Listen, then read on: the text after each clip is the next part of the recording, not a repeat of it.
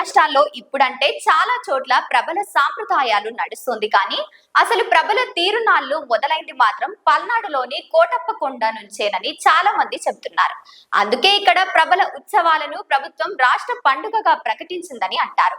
సంక్రాంతి, దసరా, దీపావళి అన్ని కలిస్తే ఆ సంబరం ఎలా ఉంటుందో ఇక్కడ శివరాత్రికి చుట్టుపక్కల గ్రామాలు ప్రజలు నిర్వహించే ప్రబల ఉత్సవాలు అలా ఉంటాయి. శివరాత్రి నాడు పల్నాడు జిల్లా నరసరావుపేట మండలంలో కోటప్పకొండ మీద ఉన్న మహాశివుడిని ప్రసన్నం చేసుకునేందుకు గతంలో మొక్కుకున్న కోర్కెలు తీరితే ఆ శివుడు భక్తిపూర్వక కృతజ్ఞతలు చెప్పుకునేందుకు ప్రజలు ప్రభలతో తరలి రావడం ఇక్కడ ఎన్నో దశాబ్దాల సాంప్రదాయంగా వస్తోంది. 90 నుంచి 100 అడుగుల ఎత్తైన భారీ విద్యుత్ ప్రభలను శోభమాయనంగా నిర్మిస్తారు. ఒక గ్రామంలోని ప్రజలే కాదు, ఒక్కోసారి చుట్టుపక్కల గ్రామాలన్నీ ఏకమై లక్షల ఖర్చు చేసి దాదాపు నెల రోజులు కష్టపడి సిద్ధం చేసి ప్రభలను కొండకు తరలిస్తారు. ఒక్కో ప్రభ నిర్మాణానికి 25 నుంచి 35 లక్షల రూపాయలు కూడా ఖర్చు పెడుతుంటారని స్థానికులు చెబుతున్నారు.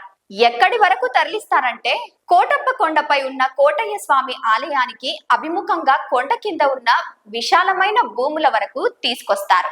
అక్కడ ప్రభలు కొలువు తీర్చి పూజలు చేసి అక్కడే రాత్రంతా జాగారాలు చేస్తారు.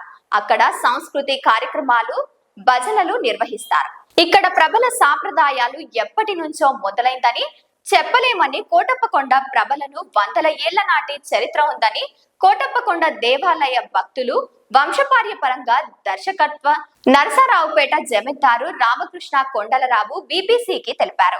అయితే తెలుగు రాష్ట్రాల్లో ప్రబల సాంప్రదాయం మొదలైంది మాత్రం కోటప్పకొండ నుంచేనని తాము ఖచ్చితంగా చెప్పగలమని, ఆ తర్వాతే మిగిలిన ప్రాంతాల్లో ఆ సంస్కృతి విస్తరించిందని రామకృష్ణ వెల్లడించారు.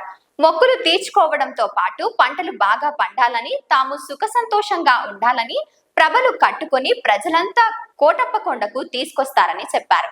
పురాణ కథల ప్రకారం కొండపై ఉన్న శివుడు తనను వెనక్కి తిరిగి చూడవద్దని గొల్లమామలు చెప్పినా ఆమె చూస్తోంది. దాంతో శివుడు శిలగా మారి లింగావతారం ఎత్తుతాడు.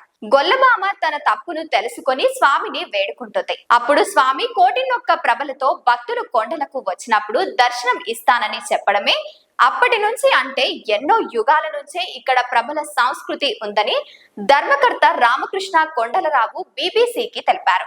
మారుతున్న కాలానికి అనుగుణంగా ప్రబల రూపాలు మారినా ఇలా ప్రభలతో వచ్చిన మొక్కులు తీర్చుకునే సాంప్రదాయం చాలా కాలంగా ఉందని ఆయన చెప్పారు. శివరాత్రి రోజున కనీసం 300 నుంచి 1000 వరకు ప్రభలు వస్తాయని ఆయన వివరించారు.